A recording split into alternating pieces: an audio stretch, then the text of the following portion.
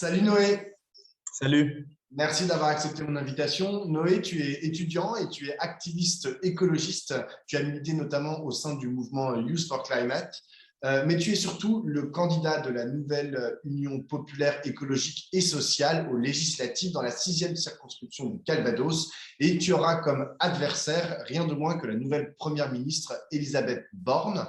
Alors d'abord, qu'est-ce que t'inspire cette nomination qui a eu lieu hier? Une femme à nouveau enfin à Matignon, une discrète technocrate, la réforme du chômage, des retraites, des cheminots et du refus du RSA jeune, ou tout ça à la fois? Oui, c'est un peu tout ça à la fois. Moi, je suis d'abord très surpris de la manière dont on la présente. C'est-à-dire qu'on dit quand même que c'est une femme de gauche. Si elle est devenue la caution de gauche du gouvernement, c'est que quand même personne de gauche a voulu accepter le poste qu'Emmanuel Macron a donné. Non, non, c'est quand même, voilà, quand on voit son bilan des 5 dernières années, au transport, à l'écologie et au ministère du Travail, c'est quand même un bilan purement de droite. Donc voilà, et puis ensuite, on la présente comme étant la société civile, alors que c'est quand même une polytechnicienne qui a été haute fonctionnaire, 5 ans ministre.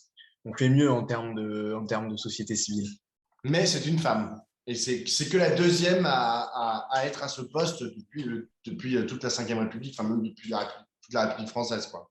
Bien sûr, bien sûr. Après, j'ai envie de vous dire, on n'est pas toujours femme et féministe. Il y a une différence quand même. Oui, en termes d'inspiration, c'est bien, etc. Mais là, voilà, c'est pas ça qui va me faire changer d'avis sur sa personnalité et surtout sur son action politique. Alors, tu l'as dit, elle a été 3 fois ministre, enfin, elle a eu 3 ministères différents au sein du premier quinquennat d'Emmanuel Macron. Notamment, elle a été ministre de l'Environnement pendant un peu moins d'un an. Toi, tu n'attends absolument rien en matière écologique, notamment, parce que c'est là où toi, tu es particulièrement engagé. Tu n'attends absolument rien de ce nouveau gouvernement. Non, non, rien du tout. Enfin, c'est quand même. Elle a été ministre de la transition écologique dans un gouvernement qui a été condamné 2 fois pour inaction climatique. À ce poste-là, elle a refusé de taxer le kérosène pour les avions. Elle a fait des cadeaux fiscaux sur l'huile de palme. Je veux dire, je suis pas sûr qu'il change le gouvernail de cap de façon radicale juste parce qu'il y a un nouveau mandat qui commence. Donc, non, non, sur le plan écologique, j'en attends absolument rien du tout, mais sur les autres plans non plus, à vrai dire. Alors, il y a une question à laquelle j'ai pas réussi à trouver de réponse. Pourquoi est-ce que Elisabeth Borne a choisi ta circonscription, la sixième circonscription du Calvados? Est-ce que tu le sais ou est-ce que c'est juste un parachutage comme ça parce qu'ils ont fait un bon score? Elle s'est trouvée des racines dans le Calvados, mais qui sont même pas sur la circonscription. Voilà, c'est un député sortant à l'REM qui avait annoncé depuis un moment qu'il se représenterait pas, qui lui prépare le terrain depuis un moment parce qu'ils se connaissent. Voilà, je pense que c'est ça, c'est-à-dire que elle voit ça comme une circonscription facile. On va lui montrer que c'est pas le cas. Elisabeth Borne a 61 ans, toi tu en as 22. Est-ce qu'il y a quelque chose de générationnel qui se joue aussi dans cette élection législative? Oui, oui, pas que. Après, moi, je représente pas uniquement ma génération. Je suis là pour représenter tous les habitants et toutes les habitantes de la circonscription. Donc, je vais pas jouer sur mon âge. Simplement, il y a un renouvellement de la classe politique qui est à faire. Forcément, il se fait via l'accession de personnalités plus jeunes à l'Assemblée nationale, mais aussi de personnalités avec un parcours différent. Et c'est ça qui compte aujourd'hui. Alors, je l'ai dit, tu es membre de Youth for Climate, du mouvement Youth for Climate. Alors, Euh, j'étais. Tu Du coup, je étais, suis tu étais. pour la Tu as campagne. participé, c'est là on t'avait un peu vu. J'imagine que tu es toujours sensible en fait à ce que fait Youth for Climate. Tu as 22 ans, je l'ai dit. On parle souvent de la génération climat. Est-ce que tu te sens faire partie de cette génération climat? Je veux dire, est-ce qu'il y a vraiment une génération climat? Est-ce que pour toi, c'est un sujet politique qui existe vraiment? Oui, oui, oui, oui. Toutes les générations ont un peu leur thématique. Évidemment, tout le monde au sein de ma génération ne ressent pas les mêmes sentiments par rapport à ça. Je pense qu'une génération, elle se construit aussi par rapport aux choses qu'elle vit et aux phénomènes qu'elle affronte à pareille époque. Voilà, tous les gens qui auront vécu cette énorme machine du réchauffement climatique à un pareil âge se construisent finalement de la même manière parce que voilà, il y a des ressemblances, il y a une certaine solidarité qui se crée au sein de cette génération-là. Donc bien sûr qu'il y a une génération climat, mais c'est amené à s'amplifier, premièrement. Et puis deuxièmement, ça ne veut pas dire qu'il n'y avait pas des gens sensibilisés sur l'écologie avant. Voilà, il y a des gens qui sont très engagés aussi, et notamment dans des territoires comme celui où je suis candidat, qui est une circonscription très rurale. Il y a énormément de gens qui se battent pour l'écologie de terrain depuis des années, et c'est pas du tout mis en valeur. Donc, c'est très important aussi de mettre ça en avant. On va y revenir, mais d'abord, j'ai fait des petits calculs sur ta circonscription. La gauche, tout confondu, au premier tour de l'élection présidentielle, elle fait 28,24%. Macron, il fait 30,78%. Pécresse fait 4,24%. Et l'extrême droite, si je la regroupe, elle fait plus de 36%. Autant se le dire, ça va être très compliqué quand même, si on calque ces résultats du premier tour de l'élection présidentielle sur les législatives, ce que je pense qu'il ne faut pas tout à fait faire. Toi, tu imagines que tu vas pouvoir gagner. Est-ce que tu fais une campagne pour gagner ou tu fais aussi une campagne, comme on dit, une campagne de témoignage pour dire, genre, la gauche doit être présente, unie aussi sur ce territoire? Non, non, je fais une campagne pour gagner. Je suis là pour gagner parce que ce n'est pas mon intérêt de faire une campagne de témoignage.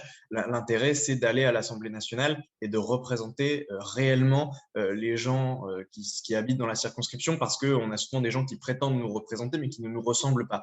Et là, c'est pour représenter fidèlement les habitants de la circonscription. Et puis, non, non, je ne suis pas sûr que ce soit si difficile que ça parce que les chiffres sont ce qu'ils sont.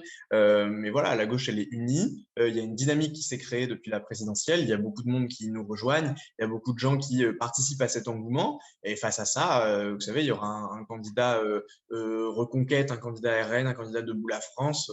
Voilà, les voix sont divisées aussi en face. Nous, on a un programme commun parce qu'on a cet objectif de gouverner. Donc à partir de ce moment-là, tout est faisable. Tu l'as dit, tu es dans une circonscription qui est majoritairement rurale. Sur quoi tu comptes axer ta campagne? Tu as parlé d'écologie du quotidien. Qu'est-ce que ça veut dire? Enfin, ou écologie Moi, concrète, plus le mot que tu as utilisé.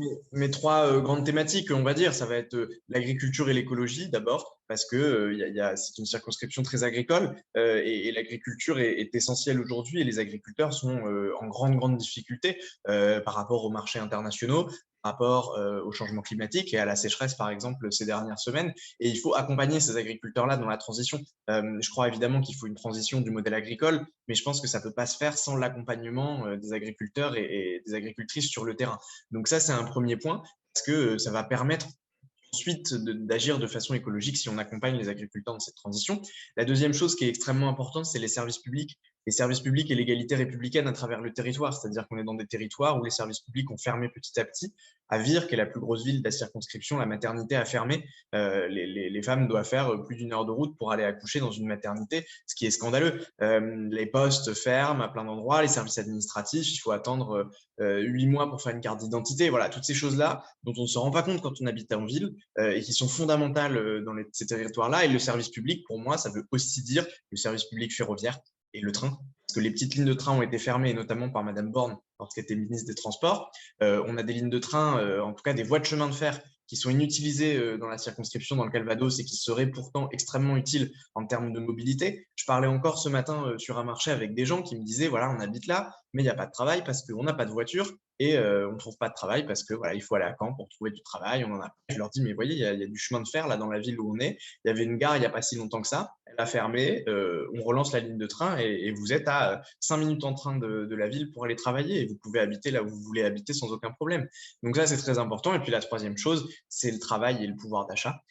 Qui est une thématique nationale, mais sur les questions du SMIC à 1500, sur le blocage des prix, et puis surtout sur la retraite à 60 ans, face à Madame Borne, qui en tant que Première ministre a pour ambition de la passer à 65. Je vais revenir sur le premier point que tu as abordé, la question de l'agriculture. Est-ce que tu parles là depuis le début de ta campagne, donc ça ne fait pas très longtemps, mais tu en as encore pour quelques semaines, mais est-ce que tu parles avec des agriculteurs et comment est-ce qu'ils entendent en fait ce que tu as à dire? Parce qu'on dit souvent, enfin moi je rencontre parfois des agriculteurs et qui sont pas très ouverts en fait aux changements tels qu'ils sont proposés par la gauche ou l'union de la gauche que tu présentes. Et les questions de transition écologique, etc., ils le voient d'un certain œil, mais eux, ils voient plutôt apport de technologie, etc., plutôt que remise en question, comme vous pouvez le faire au sein de la NUPS, mais comme surtout, c'était le cas, parce que c'était là où c'était le plus détaillé, dans le programme de la France Insoumise, ils ne sont pas hyper chauds, en fait, pour participer de cette transition telle qu'elle a été pensée par la France Insoumise.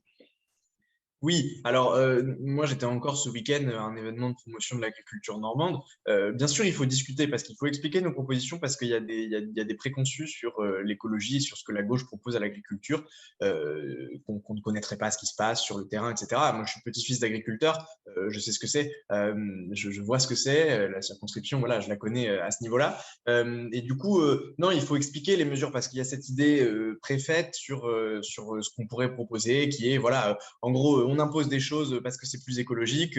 On dit on arrête les pesticides, vous faites comme ça, puis vous vous débrouillez pour le faire. Qui n'est pas du tout nos propositions, c'est-à-dire que nous, on propose énormément de choses sur l'accompagnement, la reprise des dettes agricoles pour certains agriculteurs, pour les départs à la retraite, la reprise de terre pour les plus jeunes, la formation, etc. En fait, quand on discute avec les gens, ils se rendent compte qu'ils ont tout intérêt à aller dans le sens de nos propositions.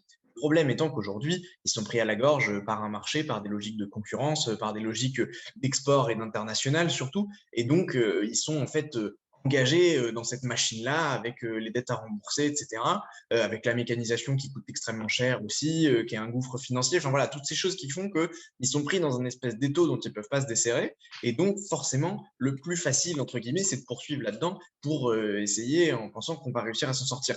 Donc forcément, ça fait peur de dire on va transformer tout le modèle. Mais quand on explique nos propositions et quand on en discute en profondeur et quand on demande aussi eux ce qu'ils attendent et comment ils pensent que c'est possible de faire, là, d'un seul coup, on est d'accord.